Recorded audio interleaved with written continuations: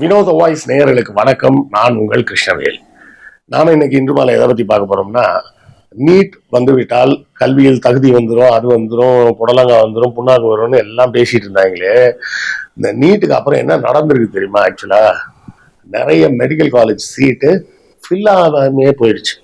PG சொல்லலைங்க, நான் UG MBBS சீட்டு நிறைய சீட்டு ஃபில் ஆகும். நிறைய என்ன, நூற்றுக்கணக்கில் இல்லை, ஆயிரக்கணக்கில் ஃபில் ஆகாமல் போயிருக்கு. அதோட இன்ஃபர்மேஷன் எல்லாம் எடுத்துட்டு தான் இன்னைக்கு உங்களோட பகிர்ந்துக்கலான்னு வந்திருக்கிறேன். நம்ம வீடியோவில் அடிக்கடி நம்ம அப்புறம் நண்பர்களே புத்தகம் வாங்குன்ற போடுறதெல்லாம் நிறைய பேர் கேலி பண்ணுறாங்க. கேலி கிண்டல்லாம் பற்றி நம்ம கவலைப்பட வேண்டிய அவசியம் இல்லை. எத்தனையோ காமெடி பண்ணுறவங்க சேனல்லாம் என்ன பண்ணுறாங்க, என்ன சப்போர்ட் பண்ணணும்னு நினச்சிங்கன்னா நீங்கள் பணம் அனுப்புங்கன்னு கேட்குறாங்க. நம்ம என்ன பணம் அனுப்புங்கன்னு கேட்குறோமா? சேனல் நடத்த பணம் தேவைப்படும். அப்படி தேவைப்படக்கூடிய பணத்தை நீங்கள் புத்தகம் வாங்கினால் உங்களுக்கு புத்தகங்கள் வாங்கிய அந்த புத்தகங்களாகிய அறிவாயுதம் உங்கள் கைக்கு கிடைக்கும். அதன் மூலமாக எங்களுக்கு கிடைக்கக்கூடிய பணத்தை வைத்து நாங்கள் இந்த சேனலை நடத்த முடியும் அப்படின்னு தான் நம்ம சொல்கிறோம். ஸோ புத்தகம் வாங்குங்க அப்படின்னு நான் கேட்பதில் நான் கூச்சப்படவில்லை. அதை பார்ப்பதற்கு நீங்களும் சலிப்படைய வேண்டிய அவசியம் இல்லை.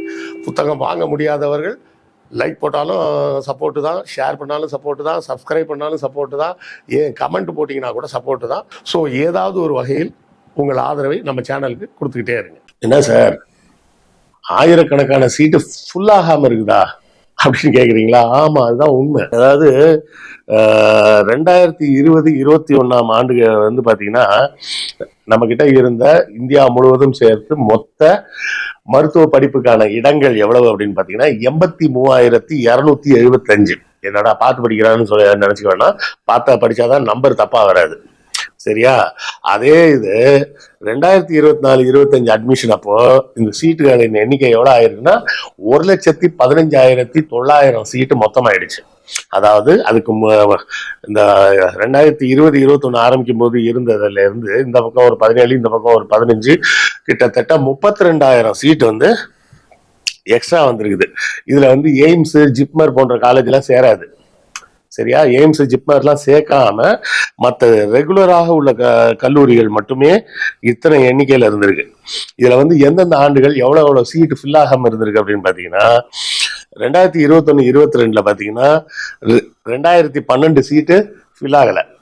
22-23 ஆண்டுல பார்த்தீங்கன்னா அதுதான் ஹையஸ்ட், 4,146 சீட்டு ஃபில் ஆகலை இந்தியா ஃபுல்லா. எத்தனை மாணவர்கள் மருத்துவ கனவோடு அதன் ஏக்கத்தோடு நம்ம தமிழ்நாட்டில் கஷ்டப்பட்டுக்கிட்டு இருக்கிறாங்க. இவங்க பார்த்தீங்கன்னா 4,000 சீட்டு ஃபில் ஆகவே இல்லை. அதே மாதிரி 23-24 பார்த்தீங்கன்னா கிட்டத்தட்ட 3,000 சீட்டு, 2,959 சீட்டு. இப்போ 24-25 ஒன்றும் ரொம்பலாம் வித்தியாசம் கிடையாது, 2,849 சீட்டு ஃபில் ஆகலை. அப்போ இதெல்லாம் ஏன் ஃபில் ஆகலை அப்படின்னு பார்த்தீங்கன்னா, மருத்துவக் கல்லூரி படிப்புகளின் எண்ணிக்கை இந்த 5 ஆண்டுகளில் உயர்ந்திருக்கு. தமிழ்நாட்டில் மட்டும் இல்லை, தமிழ்நாட்டில் ரொம்ப அதிகமாக உயர்ந்திருக்கு, மற்ற மாநிலங்கள்லையும் உயர்ந்திருக்கு. அதில் பார்த்தீங்கன்னா அந்தமான் நிக்கோபாரில் 100 சீட்டாக இருந்தது 114 ஆயிருக்கு. ஆந்திர பிரதேசில் 5,210 6,090 மாறி இருக்கு. அருணாச்சல் பிரதேசில் 50 100 சீட்டாக மாறி இருக்கு. அசாமில் 1,050 சீட் இருந்தது 1,700 சீட்டாக மாறி இருக்கு. பீகாரில் 2,100 சீட் இருந்தது 2,900 சீட்டாக மாறி இருக்கு. சண்டிகரில் மட்டும்தான் வித்தியாசம் இல்லை, 150 சீட் அப்படியே 150 இருக்கு. சத்தீஸ்கர்ல 1,345 சீட் இருந்தது 2,105 சீட்டா மாறி இருக்கு. தாத்ரி நாகரி ஹவேலியில 150 170 மாறி இருக்கு. டெல்லியில 1,422 சீட்டு இருந்தது 1,346 குறைஞ்சிருக்கு. எப்படி குறைஞ்சிருக்குன்னா வேற ஒன்றும் இல்லை, சில கல்லூரிகள் இந்த மாநிலங்கள் சீரமைப்புல டெல்லி எல்கையை விட்டு வெளியே போயிருக்கும். கோவாவில் பார்த்தீங்கன்னா 180 சீட்டு 200 மாறி இருக்கு. குஜராத்தில் 5,700 சீட்டு 7,000 சீட்டா மாறி இருக்கு. அதாவது கிட்டத்தட்ட 1,300 சீட்டு. ஹரியானால 1,600 சீட்டு 2,100. ஹிமாச்சல் பிரதேஷ் 920 அதுலயே இருக்கு. ஜம்மு காஷ்மீர்ல 1,135 1,300 மாறி இருக்கு. ஜார்க்கண்ட்ல 780 சீட்டு 1,050 மாறி இருக்கு. கர்நாடகாவில் 9,300 சீட் 12,000 சீட்டா மாறி இருக்கு. அதாவது கிட்டத்தட்ட 2,500 சீட்டு கூடி இருக்கு. கேரளால 4,100 சீட்டு 4,700 மாறி இருக்கு. மத்திய பிரதேசத்துல 3,500 இருந்தது 4,900 மாறி இருக்கு. மகாராஷ்டிரால 9,000 சீட்டாக இருந்தது 11,000 மாறி இருக்கு, 2,000 சீட்டு கூடி இருக்கு. மணிப்பூர்ல 225 இருந்தது 525 மாறி இருக்கு. மிசோரம் 100 சீட் அப்படியே தான் இருக்கு. நாகாலாந்துல மெடிக்கல் காலேஜே இல்லாம இருந்திருக்கு, 100 சீட் இப்போ வந்திருக்கு, ஒரு காலேஜ் திறந்திருக்காங்க. ஒரிசால பாத்தீங்கன்னா 1950 வந்து 2600 சீட்டா மாறி இருக்கு. பாண்டிச்சேரியில 1500 சீட் இருந்தது 1800 மாறி இருக்கு. பஞ்சாப்ல 1425 1700 மாறி இருக்கு. ராஜஸ்தான்ல 4200 வந்து 6200 மாறி இருக்கு, 2000 சீட்டு. சிக்கிம்ல 50 சீட்டு 150 சீட்டா மாறி இருக்கு. இந்த 2021 இருந்து 2025 வரை நமது ஸ்டாலின் அவர்களின் ஆட்சி வந்த பிறகு எப்படி மாறி இருக்கு அப்படின்னு பாத்தீங்கன்னா, தமிழ்நாட்டில் அது வரை 2020-21 8000 சீட் இருந்தது, இப்ப 12000 சீட் இருக்கு. அதாவது சுமார் 4000 சீட்டு எக்ஸ்ட்ரா ஆட் பண்ணியிருக்கிறாங்க மெடிக்கல் காலேஜ் சீட்டு. தெலுங்கானா 5000 8000 மாறி இருக்கு. திரிபுரா 200 இருந்தது 400 மாறி இருக்கு. உத்தரப்பிரதேஷ் 7800 இருந்து 12000 சீட்டுக்கு வந்திருக்கு. உத்தரப்பிரதேஷ்ல கொஞ்சம் அதிகமா வந்திருக்கு, தமிழ்நாடுக்கு ஈக்குவலா. உத்தரகாண்டுக்கு 800 சீட் வந்து 1300. வெஸ்ட் பெங்கால் 4000 சீட்டை 5500 சீட்டா மாறி இருக்கு. அப்போ இது எல்லாமே இவ்வளவு சீட்டுகளின் எண்ணிக்கை கூடி இருக்கு. ஆனா அட்மிஷன் ஆகாம இடங்கள் காலியா இருக்கு. இடங்கள் காலியாக இருப்பதன் காரணம் என்ன?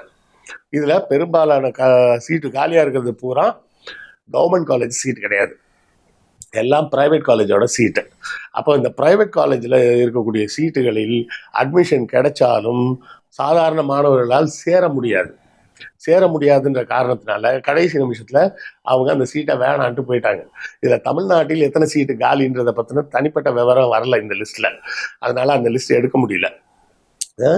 தமிழ்நாட்டில் குறைந்தபட்சம் அரசு பள்ளி மாணவர்களாக இருந்தால் அவர்களுக்கு தனியார் மருத்துவக் கல்லூரியில் சீட்டு கிடைச்சாலும் அவர்களுக்கு உண்டான ஃபீஸை வந்து அரசாங்கம் கட்டிடுறோம் அப்படின்னு போன ஆண்டோ அதுக்கு முந்தின ஆண்டோ அறிவிச்சாங்க.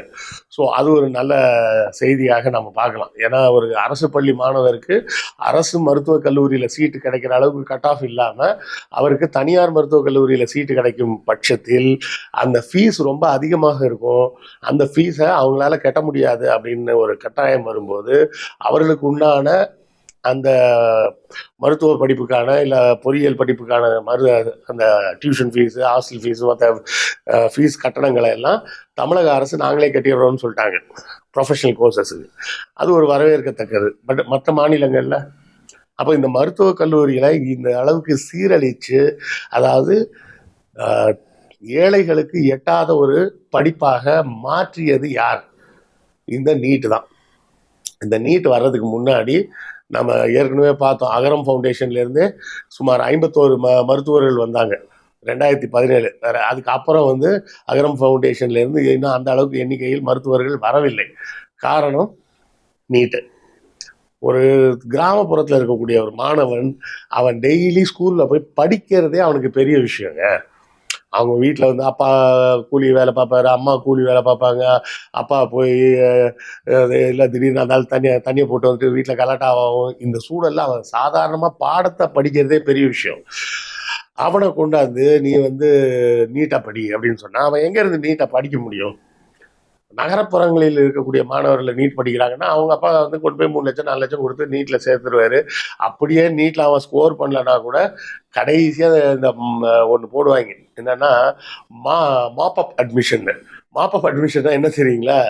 எங்கெல்லாம் தனியார் கல்லூரிகளில் சீட்டு வந்து ஆள் சேராமல் இருக்குதோ அவங்களுக்கு அந்த சீட் எல்லாத்தையும் வெறுமனே நீட் எக்ஸாம் எழுதியிருந்தா போதும், என்ன மார்க் வாங்கியிருந்தாலும் பரவாயில்ல, பழைய மேனேஜ்மெண்ட் கோட்டா மாதிரி நேராக கொண்டாந்து அந்த வருஷத்துக்கு 20 லட்சம் 25 லட்சம் கட்டி சேர்ந்து படிச்சிடலாம். ஸோ மருத்துவ படிப்பு அப்படிங்கிறத பாடங்களை ஒழுங்காக படிச்சுட்டு வந்த மாணவர்களை விட எந்த பெற்றோருக்கு ஒரு பிள்ளைய டாக்டர் ஆகிறதுக்கு 1 கோடி ரூபா வரை செலவு பண்ண முடியுமோ அவங்க தான் படிக்க முடியுன்ற மாதிரி மாற்றுனது மட்டும்தான் இந்த நீட்டு. சாதாரணமாக ஒருத்தர் வந்து ஒரு காம்படிட்டிவ் எக்ஸாம்னா என்ன அர்த்தம்? ஒருத்தர் 400 மார்க் வாங்கியிருக்கிறான்னா அவனுக்கு அட்மிஷன் கிடைக்கும், ஒருத்தர் 100 தான் வாங்கியிருக்கானா அவனுக்கு அட்மிஷன் கிடைக்க கூடாது அப்படிங்கிறது தான் அந்த இடம். ஆனால் இப்போ இந்த சிஸ்டம் என்ன பண்ணுதுன்னா, 400 மதிப்பெண் வாங்கிய மாணவனால் ஃபீஸ் கட்ட முடியல அப்படின்னு சொன்னால் 100 மதிப்பெண் வாங்கின மாணவனால் ஃபீஸ் கட்ட முடியும்னா அவனை சேர்த்துக்கோன்னு சொல்லுது. இது எப்படி ஒரு தகுதிக்கான தேர்வாக இருக்க முடியும்? அப்போ இந்த தேர்வை கண்டிப்பாக ரத்து செஞ்சு தானே ஆகணும். தேர்வை ரத்து செய்யணும். நம்ம திரும்ப திரும்ப சொல்றது தேர்வை ரத்து செய்யணுன்றது மட்டும் இல்லை. இப்படி என்ன குளறுபடி இருக்கு பாருங்க. 400 மதிப்பெண், அதாவது இந்த நுழைவுத் தேர்வு அப்படின்னா, நுழைவுத் தேர்வுனா அந்த ஃபர்ஸ்ட் மார்க்லேருந்து அப்படியே வந்துக்கிட்டு மொத்தம் எத்தனை சீட் இருக்கோ அந்த நம்பர்ஸ் முடிஞ்ச உடனே க்ளோஸ் பண்ணிடணும். அவ்வளோதான் முடிஞ்சது. அதுக்கு கீழே உள்ள மார்க்கில் இருக்கவங்களுக்கு அட்மிஷன் கிடையாதுன்னு தான் தேர்வு. ஆனால் யாரால் பணம் கட்ட முடியுமோ அவன் வந்து மார்க் கம்மியாக இருந்தால் உள்ளே போகலாம். யாரா மார்க்கு அவனை விட மார்க் அதிகமாக வாங்கின ஒருத்தனால ஃபீஸ் கட்ட முடியாது அப்படின்னு சொன்னால் அவன் உள்ளே போகக்கூடாது அப்படின்னு சொல்றது எந்த வகையில் நியாயமாக இருக்க முடியும்? அப்படி அதையெல்லாம் தாண்டியும் 2000 சீட்டு 4000 சீட்டு வந்து வேக்கண்டாக கிடக்குது. யாரும் மாணவர்களே வரல.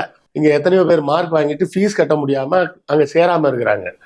மார்க் வாங்காமல் ஃபீஸ் கட்ட முடிஞ்சவங்கலாம் போய் சேர்றாங்க. இதை தாண்டி இத்தனை ஆயிரக்கணக்கான சீட்டு காலியாக கிடக்குதுன்னா இந்த நீட்டை தூக்கி போட்டு கொளுத்தணுமா வேணாமா? நீங்களே சொல்லுங்க. நான் சொல்றது ஒரு புறம் இருக்கட்டும். கருப்பு சட்டைக்காரன், நீ அப்படிதான் பேசுவ, உனக்கு மோடியை பிடிக்காது அப்படி இப்படின்னு பேசலாம். ஆனால் இந்த காலியாக கிடக்கிற சீட்டு யாரால காலியா போச்சு அப்படிங்கிறத யோசிக்கணுமா இல்லையா? இது குறித்த உங்கள் கருத்துக்கள் என்னன்றதை கமெண்ட்ல சொல்லுங்க. நானும் தெரிஞ்சுக்கிறேன். அடுத்த காணொளியில் சந்திப்போம். நன்றி, வணக்கம்.